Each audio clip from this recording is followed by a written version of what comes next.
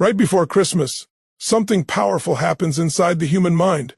The lights come on, the year slows down, and suddenly, there's nowhere left to hide.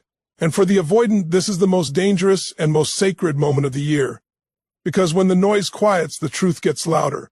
The avoidant doesn't run because they're lazy. They don't delay because they don't care.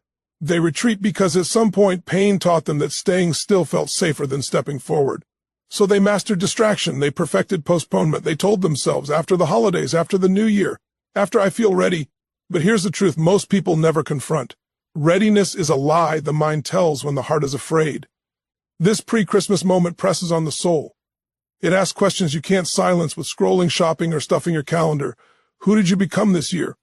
What did you avoid? What did you settle for? And the avoidant mind immediately looks for the exit. It says, just get through this season, survive it, numb it. But survival is not why you were created. Avoidance is not a character flaw, it's a pattern. And patterns can be broken in a moment of decision. The problem is, most people wait for January 1st to change their life, when the real power shows up before Christmas, when you choose growth while your nervous system begs for comfort. Here's the divine principle. Whatever you avoid, you empower. Whatever you face, you transform. This season is not here to judge you, it's here to initiate you. The discomfort you feel is not a signal to retreat. It's a signal that you're standing at the edge of expansion. And yes, it will feel unfamiliar. Growth always does. But unfamiliar does not mean unsafe. It means new identity. The avoidant mind says, if I don't look, it won't hurt. The awakened soul says, if I don't look, I'll stay the same.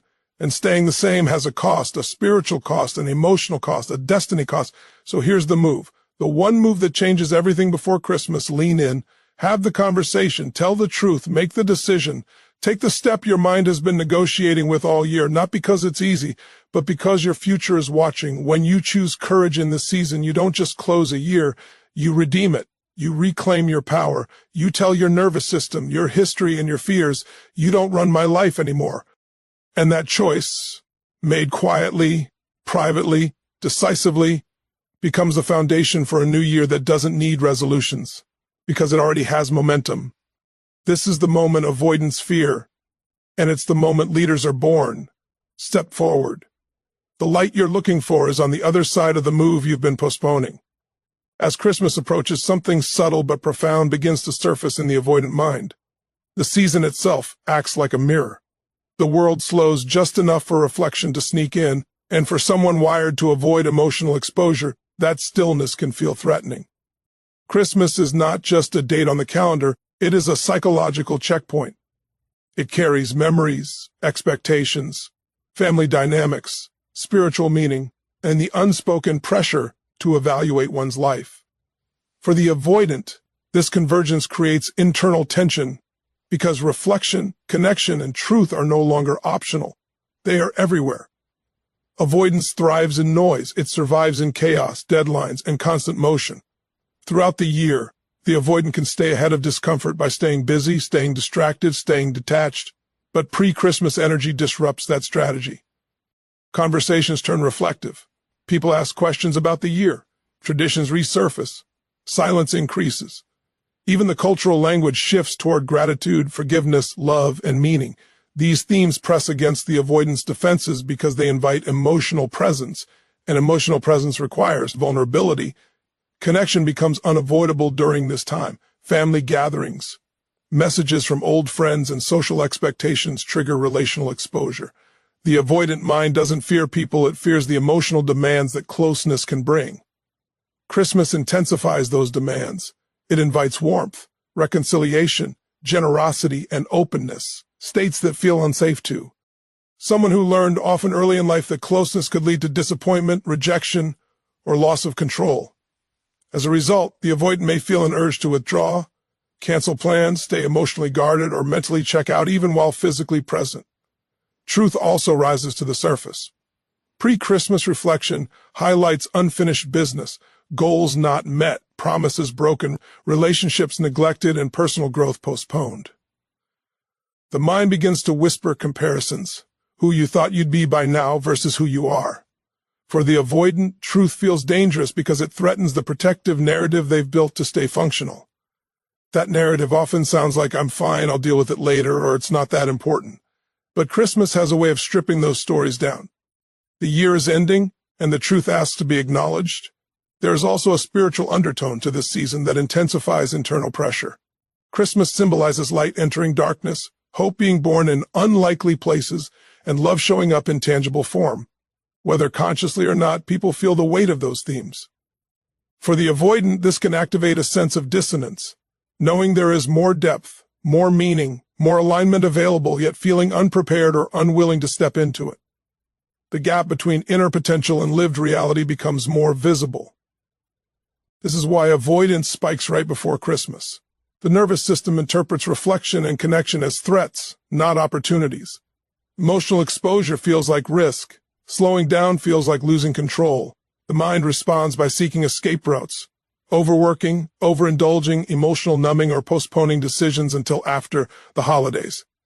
These behaviors are not signs of apathy. They are protective responses to an environment that demands presence.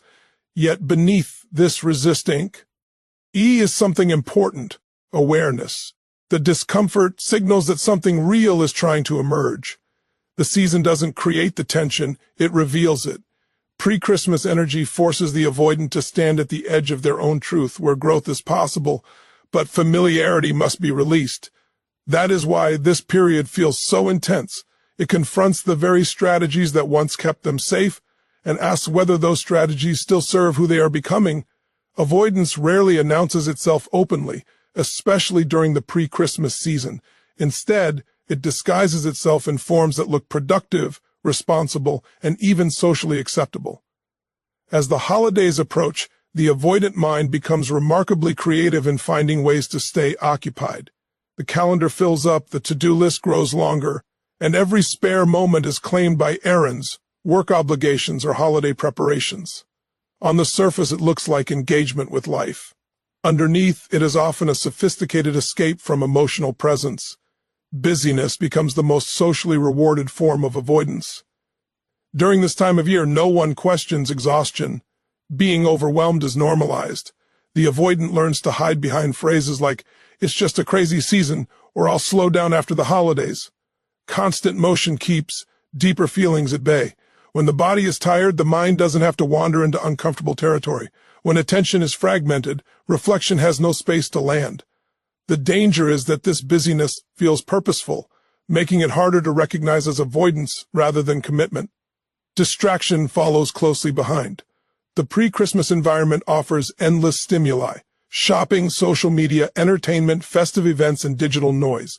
For the avoidant, distraction is not about pleasure, it is about regulation. It numbs the internal signals that something needs attend. Scrolling late into the night, binge-watching, or compulsively planning holiday details can all serve the same function, keeping the mind occupied so the heart remains untouched. The season provides endless justification for these behaviors, masking their true purpose.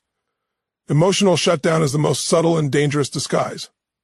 While physically present, the avoidant may become emotionally distant. They attend gatherings but stay guarded.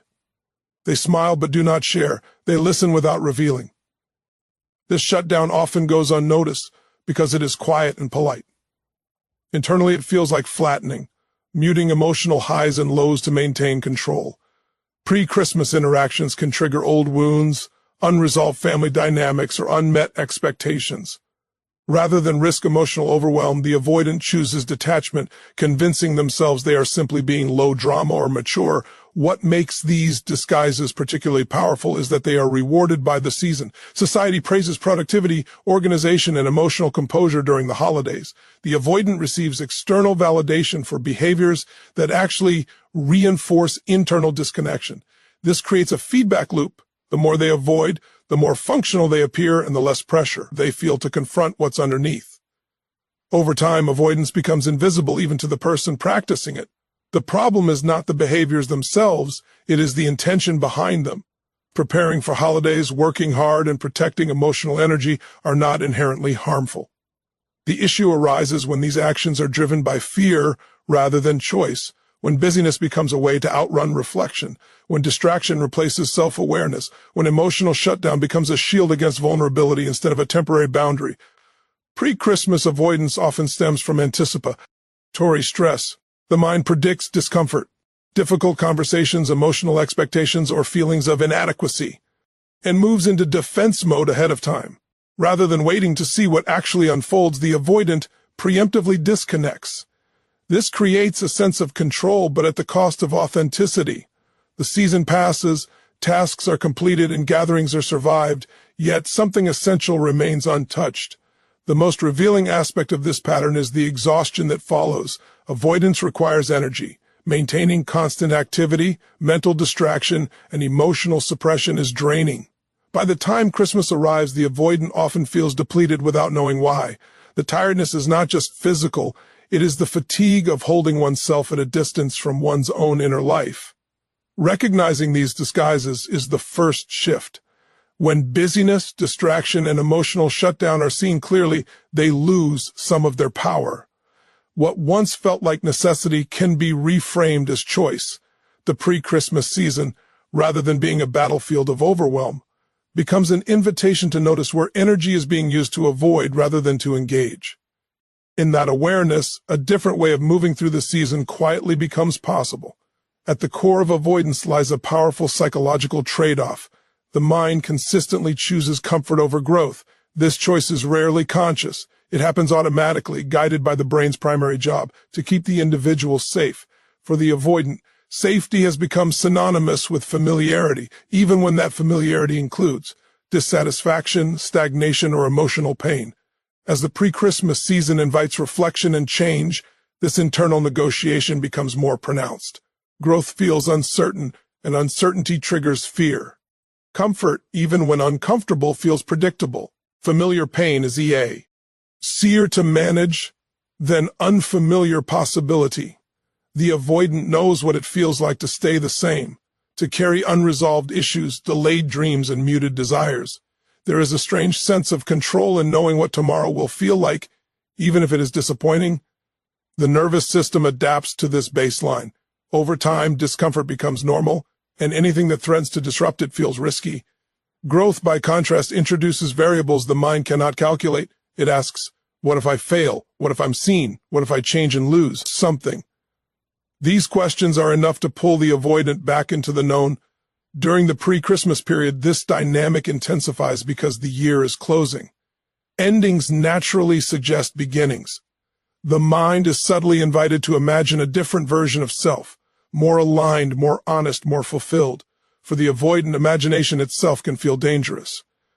To envision change is to acknowledge dissatisfaction, and acknowledging dissatisfaction threatens the protective story that everything is manageable. So the mind intervenes, redirecting attention toward what is comfortable, routines, habits, and patterns that require no emotional risk. Comfort often disguises itself as logic.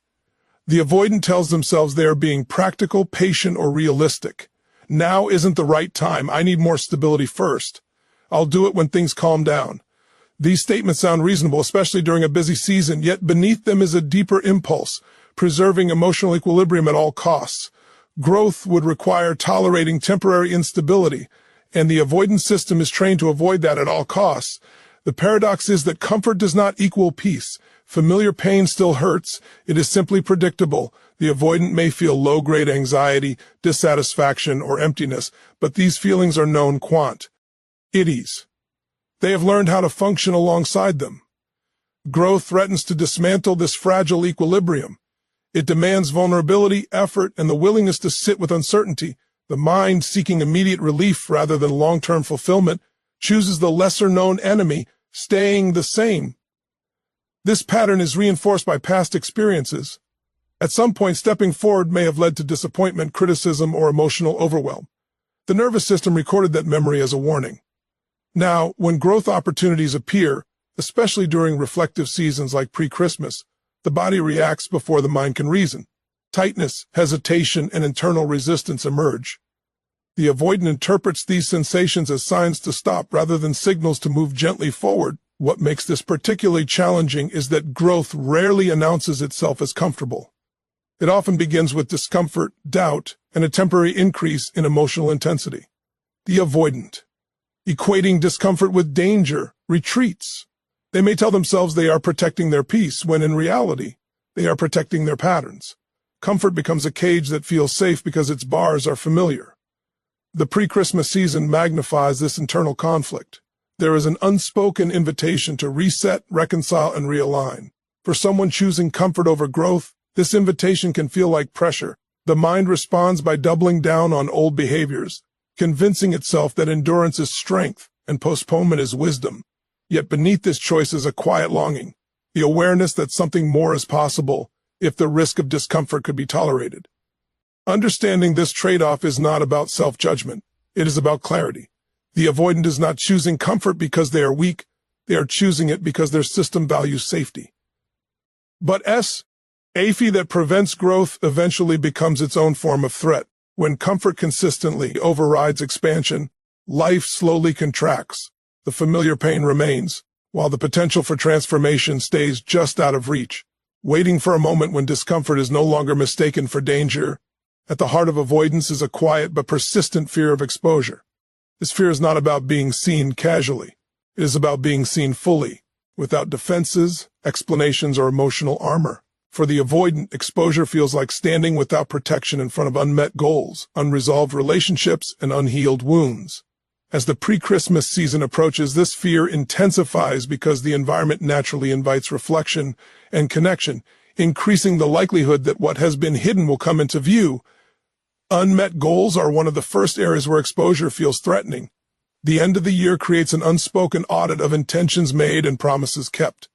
Goals that were delayed, abandoned, or quietly forgotten begin to surface in the mind. For the avoidant, these unfinished pursuits are not just tasks left undone. They are interpreted as evidence of inadequacy or failure. Rather than face the emotional weight of those interpretations, the avoidant mind chooses distance. It redirects attention away from self-evaluation, because acknowledging unmet goals risks confronting self-judgment. Relationships amplify this fear. Pre-Christmas interactions often bring people together who share history, expectations, and emotional ties. For the avoidant, unresolved relational dynamics, unspoken resentment, unmet needs, or past hurts represent emotional landmines. Exposure in this context means being asked, directly or indirectly, to engage at a deeper level. Questions like, "How have you been really?" or moments of shared memory can activate old wounds. The avoidant fears that opening these doors will unleash emotions they cannot control or contain, so they protect themselves through emotional distance or withdrawal. Unhealed wounds are perhaps the most vulnerable point of exposure. These wounds may stem from childhood, past relationships, failures, or experiences of rejection or loss. The avoidant learned early that showing pain did not always lead to safety or support. As a result, they internalized the belief that vulnerability equals danger. The pre-Christmas season, with its themes of love, togetherness, and emotional warmth, can paradoxically highlight these wounds. The contrast between what is celebrated externally and what is felt internally intensifies the fear of being exposed as broken, behind, or disconnected. This fear is not always conscious. Often it manifests as discomfort, irritability, or a desire to escape. The avoidant may not think, "I'm afraid of being exposed," but their body reacts as if exposure is imminent. Emotional walls go up. Conversations stay surface level. Plans are avoided. The mind constructs justifications that feel rational, being tired, busy, or uninterested, when in reality, the system is protecting itself from perceived threat. Exposure also threatens identity. Many avoidants have built an image of themselves as self-sufficient, composed, or low maintenance. Facing unmet goals, strained relationships, or unhealed wounds risks cracking that image. The fear is not just about feeling pain, it is about losing control over how one is perceived by others and by oneself. The avoidant may fear disappointing others, but more deeply, they fear disappointing the version of themselves they've worked hard to maintain. The pre-Christmas season magnifies these fears because it carries an implicit call for authenticity. Traditions, rituals, and shared moments encourage emotional presence. There is less room to hide behind routine. Silence, pauses, and reflective conversations make internal gaps more noticeable. The avoidant senses that exposure is closer, and the instinct to retreat strengthens. Yet what the avoidant fears most is not exposure itself, but the belief that exposure will lead to rejection, overwhelm, or collapse. This belief was formed in earlier experiences where vulnerability felt unsafe. It has been reinforced over time through avoidance, which temporarily reduces discomfort, but also prevents corrective experiences of being seen and supported. Understanding this fear reframes avoidance not as indifference, but as self-protection. The avoidant is guarding wounds they believe cannot survive the light. However, the cost of this protection is isolation from others and from one's own truth. Exposure feels threatening because it challenges the illusion that avoidance keeps pain contained. In reality, what remains hidden continues to shape behavior from the shadows, waiting for a moment when safety is redefined and exposure is no longer equated with harm. As the year draws to a close, the pre-Christmas season activates a deep and often unsettling line of questioning around identity. Time itself becomes confrontational. The approaching end of the calendar year forces a comparison between who a person believed they would become and who they actually are. For the avoidant, this comparison can feel particularly threatening because identity questions demand honesty.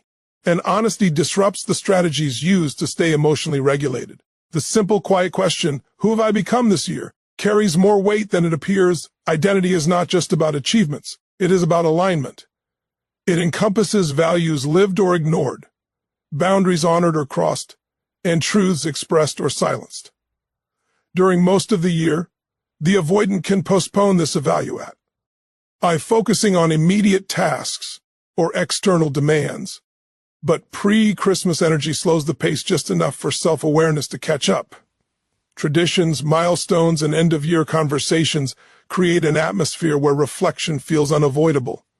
The mind begins to scan the year for meaning, and what it finds can be uncomfortable. For the avoidant, identity questioning often triggers shame rather than curiosity. Instead of asking, "What did I learn?" the internal dialogue may shift toward, "Why am I still here?" or "Why didn't I change?" These questions feel dangerous because they threaten the avoidant's sense of competence and self-control. Identity becomes tied to perceived failures rather than growth, making reflection something to escape rather than engage. The avoidant may respond by minimizing the importance of the year altogether, telling themselves it was just another cycle, nothing significant. This season also highlights the gap between internal potential and external expression. The avoidant often carries a strong inner sense of who they could be, more expressive, more fulfilled, more authentic. Pre-Christmas reflection makes this gap visible. Seeing it clearly can feel like exposure, because it confirms that avoidance has not just delayed action, but shaped identity. The realization that this is who I've been practicing being can feel confronting, especially if that identity feels smaller than what was imagined. Social mirrors intensify this process. Conversations with others about their year, their wins, and their plans can trigger comparison. The avoidant may feel behind, off track, or disconnected from their own narrative. Even positive feedback can feel unsettling, because it may not align with how they see themselves internally. Identity confusion grows when external perception and internal experience don't match. Rather than clarifying identity, these interactions can deepen the urge to withdraw. There is also a spiritual dimension to these questions. Pre-Christmas symbolism emphasizes renewal, purpose, and the idea of becoming something more than one was before. For the avoidant, this symbolism can awaken a quiet longing for meaning that has been suppressed. Identity questions shift from "what did I do?" to "who am I becoming?" and "am I living in alignment with what I know to be true?" These questions cut through distraction and land directly on the core of self. The discomfort arises because identity change implies responsibility. To acknowledge who one has become is to acknowledge the choices, both active and passive, that shape that becoming. Avoidance relies on deferring responsibility, not in a moral sense, but in an emotional one. Identity questions collapse that distance. They make it harder to attribute life outcomes solely to circumstances or timing. The avoidant may feel an urge to resist these questions because they threaten the protective narrative that everything is temporary and will sort itself out later. Yet beneath the discomfort is a subtle opportunity. Identity is not fixed, it is practiced. The pre-Christmas season reveals patterns not to condemn them, but to make them visible. The avoidant's resistance to identity questioning is not proof of failure. It is evidence that something meaningful is at stake. The very intensity of the discomfort suggests that the answers matter deeply. When the question, "Who have I become this year?" arises, it is not demanding perfection. It is inviting awareness. For the avoidant, allowing that question to exist without immediately silencing it can feel destabilizing, but it also opens the possibility of conscious becoming.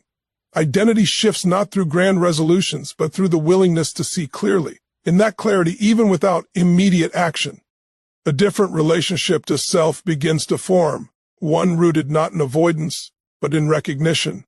Avoidance is often misunderstood as weakness, indifference, or lack of discipline, but in reality, it is a survival strategy, one that once served a vital purpose. At some point in the avoidance life, avoiding emotional exposure, conflict, or uncertainty was the smartest available option. It reduced pain, preserved stability, or maintained a sense of control in an environment that felt overwhelming or unsafe. Over time, this strategy became internalized, automatic, and deeply ingrained. What began as protection eventually solidified into pattern. The problem is not that avoidance existed. The problem is that it stayed long after its usefulness expired. Survival strategies are meant to be temporary, adaptive responses to specific conditions. When the environment changes but the strategy remains, friction develops. The avoidant continues to respond to present-day situations as if they carry the same risks as past experiences. The nervous system does not distinguish between then and now. It simply reacts based on learned associations. As a result, avoidance persists even when the original threat is no longer present. Pre-Christmas reflection often exposes this mismatch. The season invites connection, honesty, and meaning, conditions that may now be safe, but still feel threatening to a system trained in self-protection. The avoidant may feel confused by their own reactions, wondering why simple conversations or decisions provoke such resistance. This confusion can turn into self-criticism, reinforcing the belief that something is wrong with them. In truth, what they are experiencing is an outdated protective mechanism firing in a new context. Recognizing avoidance as a survival strategy changes the emotional tone of self-examination. Instead of shame, there is room for compassio. The avoidant can begin to see their behavior not as failure, but as evidence of resilience. At some point, they learned how to endure. They learned how to stay functional under pressure. They learned how to minimize emotional risk. These skills were adaptive when vulnerability felt dangerous. The issue is that endurance alone is no longer enough to support growth. Survival strategies prioritize stability over expansion. They are designed to keep the system intact, not to help it evolve. As life progresses, the cost of staying in survival mode increases. Opportunities for connection, fulfillment, and authenticity require a different set of skills, ones that involve tolerating uncertainty, discomfort, and emotional exposure. When avoidance continues to dominate, it prevents the development of these capacities. The avoidant remains safe, but constrained. This is where the idea of usefulness becomes critical. A strategy can be effective without being appropriate. Avoidance may still reduce immediate discomfort, but it no longer aligns with the avoidant's current needs or values. Pre-Christmas reflection often brings this misalignment into focus. The individual may sense that their old ways of coping no longer match who they are becoming. The discomfort they feel is not a sign that avoidance is working. It is a sign that it is failing to meet present demands. Letting go of a survival strategy can feel like betrayal to oneself, to one's past, to the part that endured hardship. There may be fear that without avoidance, everything will collapse. This fear is understandable. The strategy once kept the person safe, and releasing it feels like removing armor. Yet growth does not require discarding protection entirely. It requires updating it. What once looked like retreat can evolve into conscious choice. What once was shut down can become discernment. The pre-Christmas season offers a unique window into this transition. It highlights the difference between surviving and living. The avoidant may notice a longing for depth, meaning, or connection that avoidance can no longer satisfy. This longing is not weakness. It is evidence that the system is ready for something new. The old strategy has done its job. It carried the individual through a chapter that demanded endurance. Understanding avoidance as an outdated survival strategy reframes the work ahead. The task is not to eliminate avoidance through force, but to thank it for its service and gently loosen its grip. Growth begins when protection is no longer driven by fear of the past, but guided by trust in the present. In that shift, the avoidant moves from merely staying safe to finally becoming free. Growth rarely arrives wrapped in comfort. It almost always asks for movement towards something the body and mind would prefer to avoid. For the avoidant, this truth is especially challenging because discomfort has been labeled as danger for so long. The nervous system reacts to uncertainty with alarm, signaling retreat even when no real threat exists. Yet meaningful change does not happen after discomfort disappears. It happens because discomfort is faced. Growth requires a deliberate willingness to move toward what feels uneasy before external circumstances force the issue. Avoidants often wait for the right moment to act, a moment when fear is gone, clarity is perfect, and confidence is guaranteed. This moment rarely comes. Discomfort is not a sign that something is wrong, it is a sign that something new is forming. When growth is postponed until comfort arrives, it is effectively postponed indefinitely. The calendar eventually advances, relationships shift, and opportunities pass, leaving the avoidant feeling as though life happened without their participation. The pre-Christmas season creates a narrow window where this dynamic becomes visible. Time compresses. The year is ending, and the illusion of endless postponement weakens. Reflection reveals patterns of waiting to speak, to decide, to begin. Discomfort has acted as the gatekeeper, determining what is possible and what must be delayed. Growth, however, does not negotiate with comfort. It responds to movement, not readiness. Choosing to move toward discomfort does not mean forcing drastic change. It means allowing unease to exist without using it as a stop signal. For the avoidant, this might look like staying present in a difficult conversation instead of shutting down, making a small decision that has been deferred, or acknowledging an emotion rather than distracting from it. These actions feel uncomfortable not because they are wrong, but because they challenge familiar patterns of protection. Waiting for the calendar to change is another common strategy. January 1st becomes a psychological escape hatch, a promise that transformation can begin later. This belief gives temporary relief, but it also hands power over to time rather than choice. Growth does not respond to dates, it responds to decisions. When action is delayed until the future feels official, the avoidant reinforces the belief that they cannot move while discomfort is present. In reality, discomfort is often the very signal that movement is needed. External pressure eventually accomplishes what internal choice avoids. Deadlines, crises, relationship breakdowns, or missed opportunities force decisions that were once optional. For the avoidant, this can feel overwhelming because the nervous system is pushed into action without preparation. Choosing growth earlier, while discomfort is present but manageable, creates agency. It allows the individual to engage change consciously rather than reactively. There is also a physiological dimension to this process. Avoidance trains the body to associate relief with retreat. Each time discomfort is escaped, the nervous system is rewarded. Over time, this pattern strengthens. Moving toward discomfort interrupts this loop. The body learns that unease can be tolerated and that safety is not dependent on avoidance. This retraining happens gradually through repeated experiences of staying present while uncomfortable and discovering that nothing catastrophic occurs. The pre-Christmas period highlights this opportunity because it brings discomfort into focus. Emotional, relational, and existential unease surfaces naturally.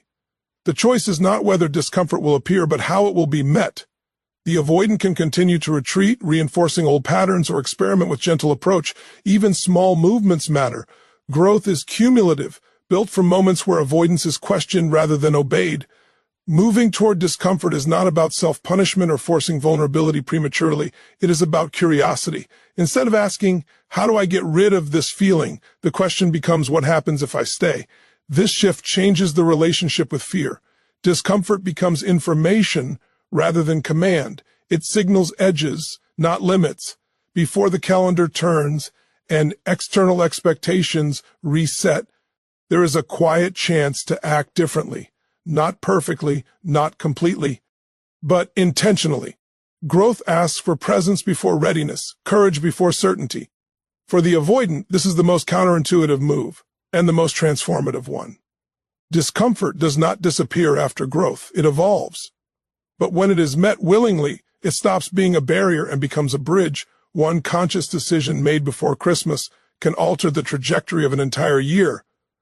This is difficult for the avoidant mind to accept because it underestimates the power of small, intentional shifts. Avoidance tends to frame change as something massive and overwhelming, something that requires perfect conditions, complete certainty, or a dramatic reset. In reality, transformation often begins quietly, with a single choice that interrupts an old pattern. The timing of that choice matters, and the pre-Christmas season carries a unique psychological weight that amplifies its impact. Before Christmas, the mind is still oriented toward the present year.